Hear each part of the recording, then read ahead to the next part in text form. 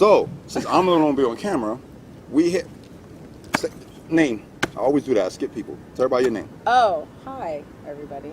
So, my name is Valfreyja, or if you want to put on the titles, Lady Valfreyja of House Illusions, Regent Emeritus of SNOG, which is Society Nocturnus of Gotham. Yay. Hi. See, we need more intros like that. We need more people like her in general. Classy, large, About something known. known, Yes, yes. historic.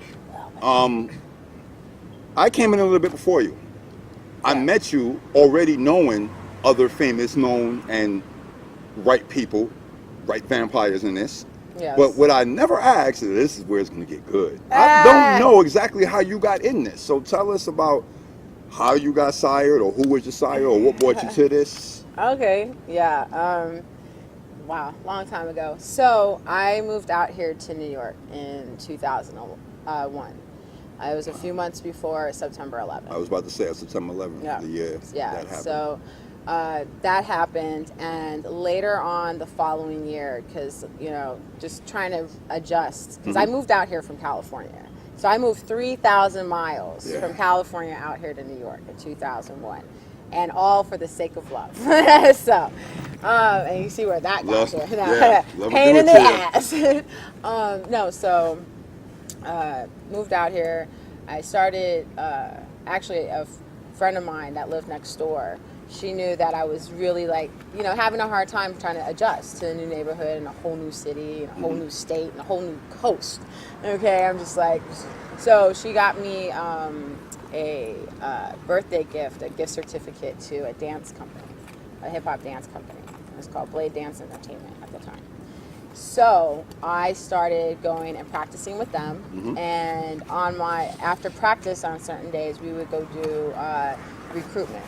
She told me about this really cool Halloween shop that she wanted to go to, and it was open all year round, and it's called Halloween Adventure. And go inside. This is when it was much smaller. Like now, it's expanded like 3 floors, or actually like 2 floors to the public. In 3 a city like Yeah, Manhattan block long now. Yeah, pretty much. From Broadway, it went from 4th Avenue to Broadway, but that's much later. That's a few years later. So in any event, when I first went to Halloween Adventure, go inside, there's a small shop called Transformatorium. Okay? Memories. There's this black dude sitting there with these long dreads. I don't remember if he was wearing a hat that day or not, because he sometimes would wear a top hat, but the majority of the time he didn't. So and in the shop had all kinds of stuff. It was called the Transformatorium. Got piercings, tattoos. They had all kinds of piercing jewelry, body modification stuff, books about vampires. You know what I'm saying? So I was just like, okay, this is pretty cool. I mean, the shop itself was cool because it was just a whole bunch of stuff that was just jam packed into this tiny little area, and then you had that little spot, and I was just like, okay, that seems pretty cool. So Jessica and I talked to Lord Lestat, who was that long dreaded black dude sitting that's at who the you was counter. talking Yeah. about. So it wasn't the other one. It wasn't D. Drennan. D. Drennan comes much later on. Right. Those were some good memories even until the end. But another story for another time. So or maybe even later if we can get it in there. If we get it in there. If we can get it in there. So so we went back a couple more times, because he was really friendly. Didn't seem like somebody that was trying to be all up on me and stuff. Right. So I was like, all right, that's cool, And so, her and I came back a couple of times, by myself, and, just came to talk to him. And I got to know Father Vincent and Lord Zilla and Raziel and other people that were there at the shop, because I was just coming, I would come and hang out because I was just like, what is this? And because what it was it wasn't just vampirism, it was kind of like a lead into everything. Right. Like the occult, the just mythology, all kinds of different sections and roads. You know what I'm saying? And things that I was interested before, but I had stopped. You know what I'm saying? So now, okay. yeah, because with work and everything like that, you know what I'm saying, and just trying to grow up and live, you know, pay bills and live a life. Sometimes you get to stop, you know what I'm saying, because I was very interested in this stuff when I was younger. I was about to ask you. I actually started practicing tarot cards when I was younger. Okay, I was going to ask you, were you into anything goth or alternative lifestyle before you moved to New York City? I was. Oh, okay. Yeah. So the I was very transformatorium much, would easily grab your interest. Exactly. So I was very much into horror films. Right. Like I grew up on Nightmare Before Elm Street, and like I used to stay up late and watch the damn stupid TV show that they had on. So, but yeah, like I was a big, like, I loved sci-fi, like anything. Like I was creating monsters. Like I was splicing DNA with human DNA. Like I was doing all kinds of weird shit when I was a kid. So I had a weird fucking mind. Right. So me coming out here to New York, transformatorium, you know what I'm saying, very much more open lifestyle. I was just like, okay. So, and then also, so that also led into like the fetish lifestyle, because as I started hanging out, then I started finding out about parties, and I was just like, ooh, yay, parties. And I was so just like, that's another interview I could do with you later Right. too. The whole S&M Right. part of the goth umbrella or the goth tree. Yeah, we could do that too. So, and that's, you know, met Master Stilo, and, you know, was going to some of his parties. Shout out to Master Stilo, because he's how I became a dom to begin with. He's the one that told me, you know what, look at the way the submissives look at you. You should think about training to be a dom. This was almost 20 years ago, and here I am. So, yeah, so me going to the transformatorium and meeting Lestat and Father V, and, you know, just a little bit of everybody else. Right. Like, you know, I was actually fairly comfortable with them. I mean, like, of course people were hitting on me. I was a hot little girl. But, you know, I told them that I was in a relationship. So, you know, people kind of back down, but, you know, you guys are still going to try. They ain't really back down. So, yeah, there were some that was just like pressing. Right. I became an initiate, and, you know, because I was just like... And this was in Illusions. House of Illusions? House of Illusions, because Lord Lestat was sired by Father Vincent. Right. So he had Illusions. He had started Illusions probably about a couple, maybe about either 99 or 2000. Oh, I didn't know that. I really didn't know it was around that long. Okay. Right. And there was a small period of time that Illusions was on pause for about a year because of an infraction that he had and that Snog imposed on him. Okay. But then when he came back was probably about the time that I found him. You know what I'm saying? So Illusions, okay. Right. So I was an initiate for that first year. Right. You know what I'm saying? And I got to like know everybody and stuff like that, and just came and, you know, just like kicked it with him and tried to get to know stuff and see what I could do, you know what I'm saying, for the house. And then, you know, that's when he went to my first Snog meeting. Wow. Would that be court, or was it just a regular meeting? meeting? it was well, I mean, court, yeah. Okay. So this is when it was being held at Jekyll and Hyde in the lower end downtown. Yeah, remember Jekyll and Hyde? I remember Jekyll and Hyde, but I don't know if I ever went. It was on the second floor, and that day was when Father Vincent decided to leave Snog. And so my first Snog court was literally everybody breaking off from stuff. Man. So it was a little, I was like, holy shit, this is what I'm getting into. So I was just like, here you go, throw yourself into the lion's den. Jesus. Right away. So that happened, and then along with that, Illusions ended up fractioning off. Okay. Half of the people stayed and half of the people left. Most of the Malkavians left. Okay. So that was my kind of like my first year.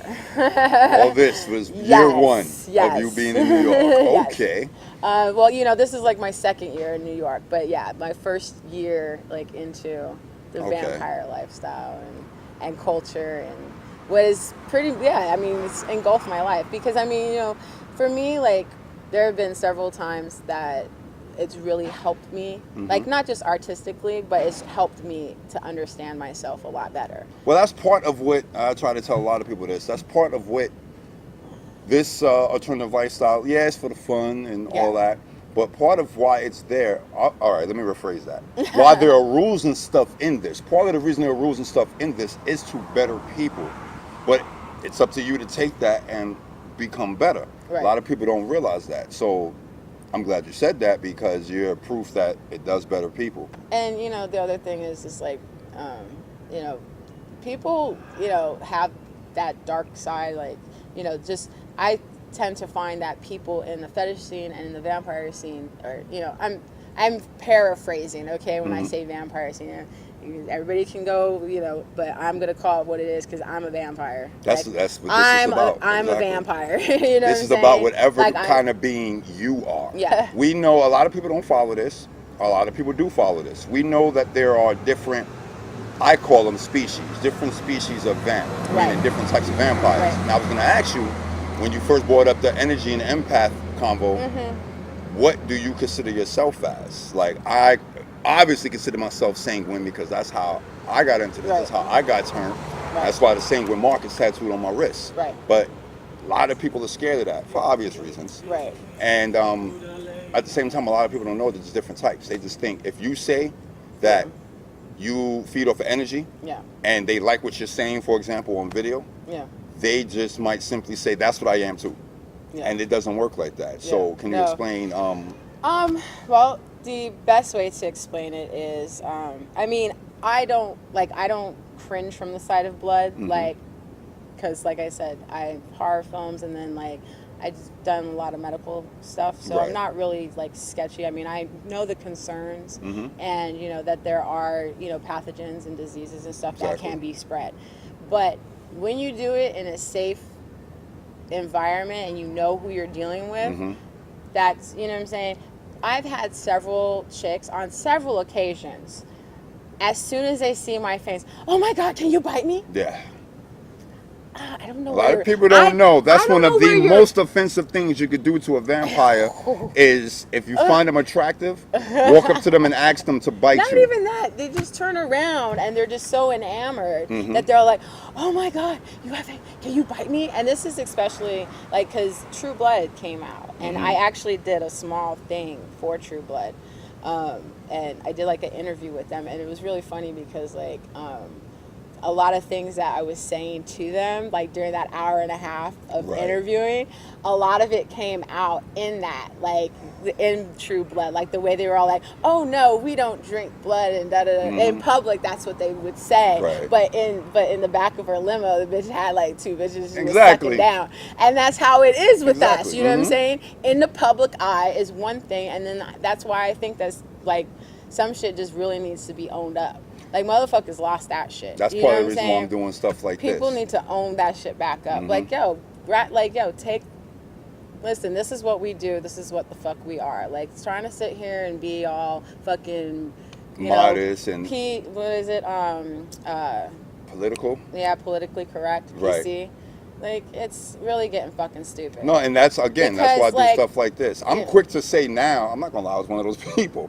You know? Yeah, well, because but you know what? We were also doing damage control for shit that was going on back in 2000. Right, you know that we probably had nothing to do with. We were trying to keep that safe. Yeah. But then also, you know what I'm saying, like, people were doing other interviews, things like that. And then there was one time I remember that I think some people were trying to piece together like some murders or something to the vampire scene and culture. So there was a lot that we were trying to clean up in the first place. And so like I said, like I don't do a lot of like bloodletting. I'm like consuming it like that. But what we were saying before also was that, you know, really offensive when people come up to you and be like, oh my God, can you bite me? Like, bitch, I don't know where your neck's been at. Exactly. Like, no, like, oh. The worst thing that can happen is, I was saying this to people for years. The worst thing that can happen is if you ask a vampire to bite you because you think they're attractive or you think they look sexy, the worst thing that can happen is they say yes. Because they're either trying to purposely hurt you or they're trying to use you for something. Yeah. You don't walk up to nobody. You can walk up and compliment them. You can compliment them when they look and all that. But you can't ask, well, you can, but if you ask a vampire to bite you, they automatically looking at you and they see you as less of a person. You look like food at that moment. And they're going to try to prey on you. Yeah. You're giving yourself away when you do that. So that's why I say it's very offensive to ask a vampire that, but it happens every day. Yeah. I want you to talk about if you have a label for yourself, like the species of vamp you are. Do you No. psychic or no? No, because you know what? It's so many things like rolled into like, it's a few different areas. Mhm. I'm not just one thing.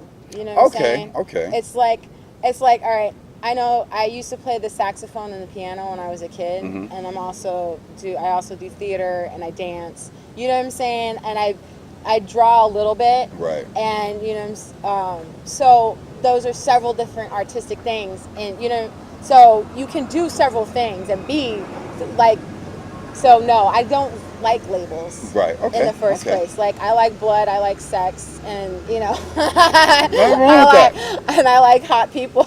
I think it's very And hot beautiful bodies, when a so- female is not afraid to say that. If a So, guy says you know. it, he's being a dirt bag. Well, You know, when the woman says it, it's like, oh man, you well, know, it women shouldn't do depends. that. I mean, But- well, when you guys sit here and be all like, you know, I want to take your titties out and shit, like that's a little bit offensive. Of course it you is. know, like Of course that's it kind is. of being a dirt bag. But you know, if you're a little bit smoother with your shit, you can find different ways do to it in say a it. non-dirt bag way. Exactly. You know, there's levels. People need to learn levels. Vampires need to learn levels.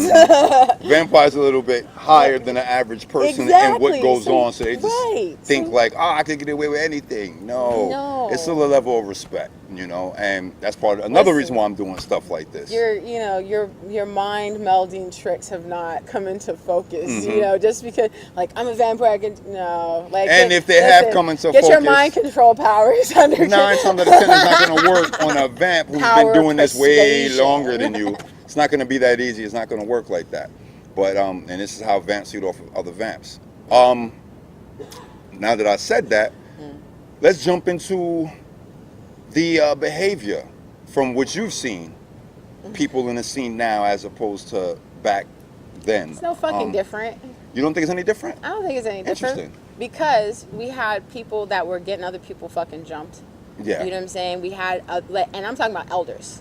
Okay. You know what I'm saying? There was a few people that we had to deal with through Snog Council. You know what I'm saying? About the, you know, not just rumors, but we had people like, yo, this person had this person beaten up. You know what I'm saying? For dumb stuff. Right. You know what I'm saying? So, and people were fucking this one and that one then, and they're still fucking this one and that one now.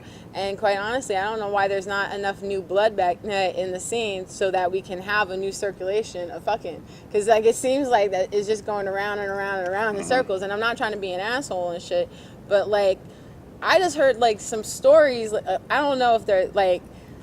I just heard like as Gotham turns and it keeps going and going and going. It's like the Young and the Restless. Like, you know, this one is doing this one and then now this one is that. I'm like, okay. I mean, as long as everybody's having fun, but it seems like some people are breaking up.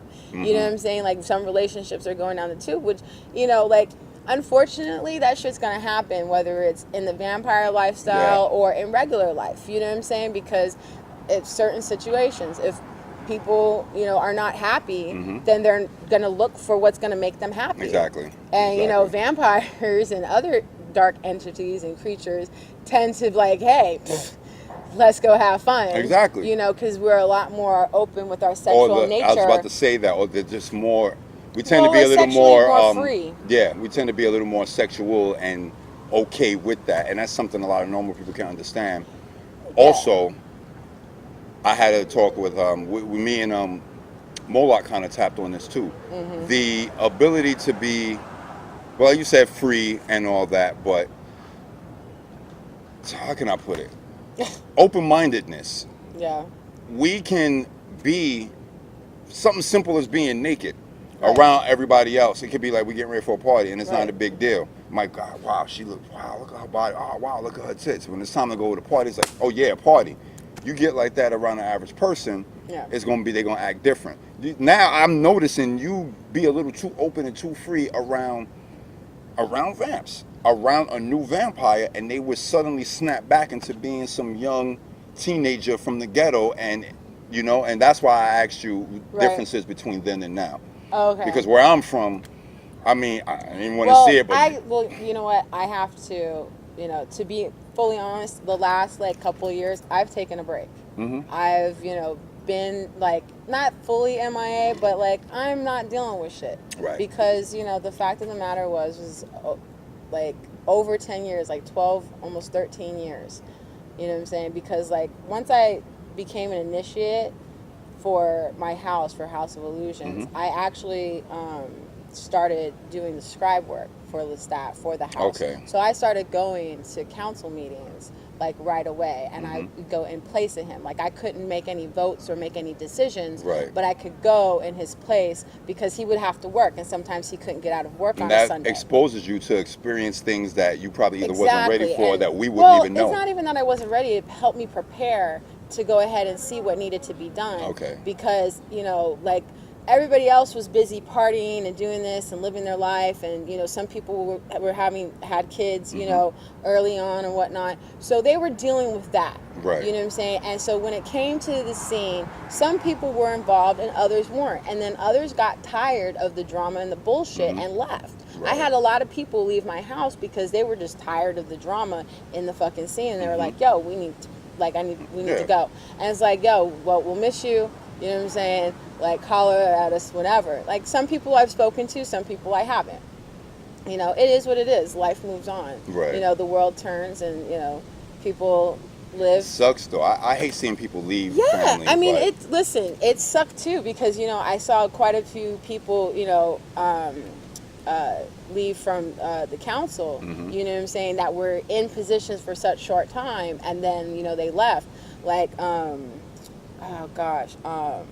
Lady Tati from Pantheon. Yes. She was the first female regent, you know, but she left because of her job. You know what I'm saying? She got a higher position and she worked for the school education board.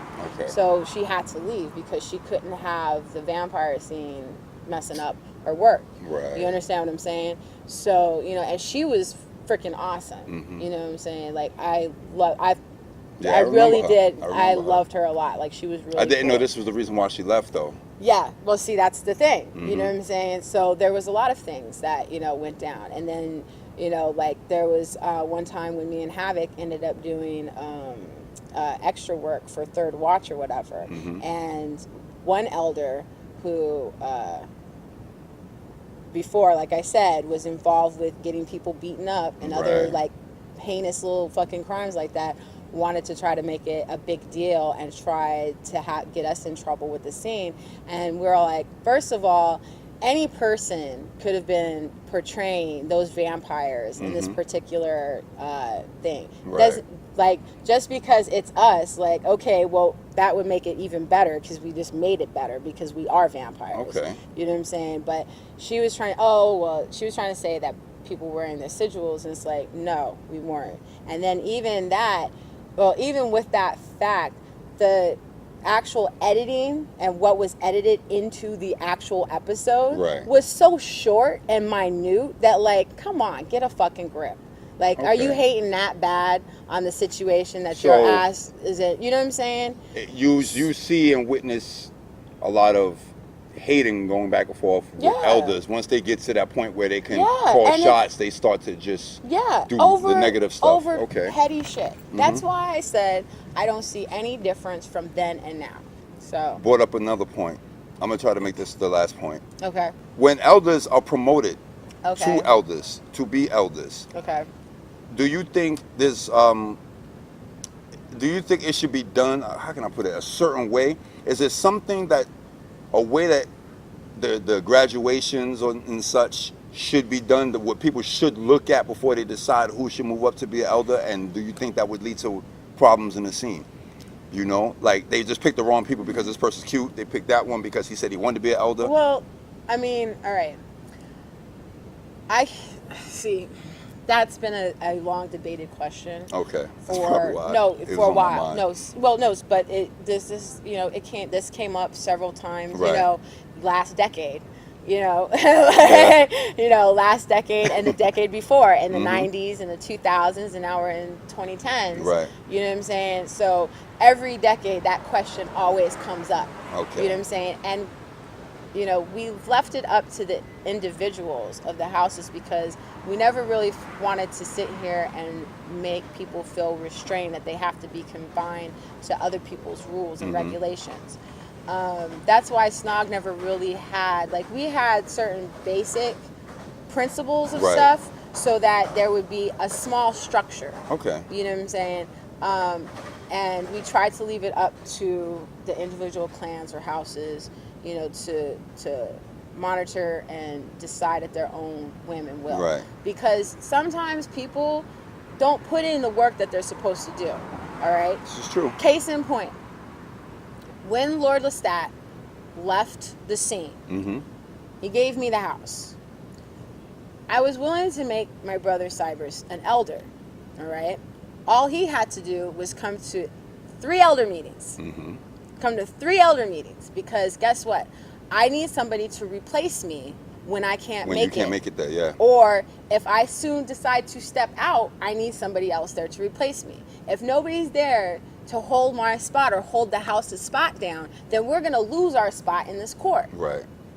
And that's what, and I'm like, bro, that's all you need to do. Like, you've had my back. You've helped me. You know what I'm saying? Like, my Cybers had my back through so many years. You know what I'm saying? Like, I did certain shit, he would do the other part. You know what I'm saying? Like, he was my right-hand man. And you know what I'm saying? Loved him to death. And I wanted to give him that. Right. But he never took the initiative to go to the fucking elders meetings. You know what I'm saying? Unfortunately, I've had 2 sons die. So I've been very reluctant over the years. I've had a few kids. But because of that, like, it's very traumatic. Right. You know what I'm saying? To have to deal with that and then, like, to take on more people you know what I'm saying? And then just that fear because it's like, yo, these things happened. Like, one of my sons died from an asthma attack. Aye. And then another one was stabbed in his chest in his house by, so it's, tomorrow is never promised to anybody. Exactly. And you don't know what's going to happen.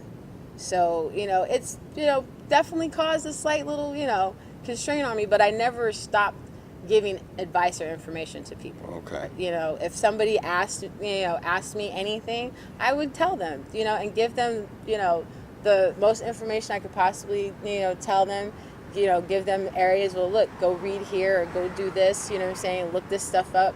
You know what I'm saying? Do your own research. Follow your own way. And, I was able to make one elder, and I did that more so because he did, he proved himself to be very responsible, to have his own head on his shoulders. And, I didn't do it because I thought he was cute or anything like that. He put in work. Right. You know what I'm saying? It may not have been like, a long time, but if you looked at how, you were supposed to become an elder, if you look at the stones, you were supposed to become an elder within 4 or 5 years. If you went by those guidelines, because it seemed like every year was a promotion. Right. That's I went from initiate to fledgling to Calme to advisor to elder. Right. Okay. You know what I'm saying? So that was how it was supposed to go. That was the basic shit. I'm glad that you named the ranks like that. I think that was really cool because a lot of houses, I know for a fact, a lot of houses didn't do that. When houses seen other houses have 2, 3, 4 elders, 2 to 4 Calmes, they would like, okay, and their house seemed to be intact. We got to be like that. You're going to become A from now on. And I think I'm going to make you elder because you're my brother, and I'm thinking, can it really be that way? And then I started realizing more and more people were doing it, and then I learned, no, it's not supposed to go that way. Yeah. That's why, I actually... Yeah, no, I hear what you're saying. And, there have been plenty of stories of, people, various reasons why this, that, and the third. I mean, I think if you're starting out a house or something like that, you need to have a few elders. You need do. To, you know what I'm saying? You need to have 2 or 3 elders because you need to have people holding stuff down and not just one person dealing with it. Because that's the only way things are going to maintain. Right, You know what I'm saying? And if you don't have, if those elders, if certain elders can't take care of shit, they need to step away and let other people come in. Dead ass. Right. But you need people that are going to be responsible. You need people that are going to listen. You know what I'm saying? You need people that are going to work together with other people. Exactly. And not just bash everybody's I'm about to ideas say be down. non-judgmental. Yes, because be fair. like I tried to bring some houses back into Snog. I got shut the fuck down. Right. You know what I'm saying? I was working things out. I was like meeting with folks, you know what I'm saying? And I was like, yo, da da da da da. And then when it came to my council, no. Wow. I wanted to get Snog to start investing money.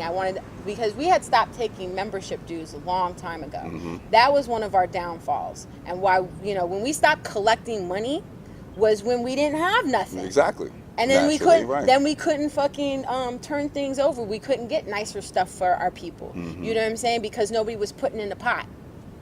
So if you don't put in, how are you going to get something better? Right. If you don't invest, then what? You know what I'm saying? Like you want to invest in your child's future, right? So you want to start saving for their college or start putting something away for their college at an early age. If you start doing that, you build it up, then you can go ahead and loan other people money so that they can start small businesses, and then they can pay that back and put it back in the pot. You know what I'm saying? We can have better parties. We could buy a house, fix it up, and either keep it for ourselves, and you know what I'm saying, instead of having a big office building or some shit, and have that as our main headquarters.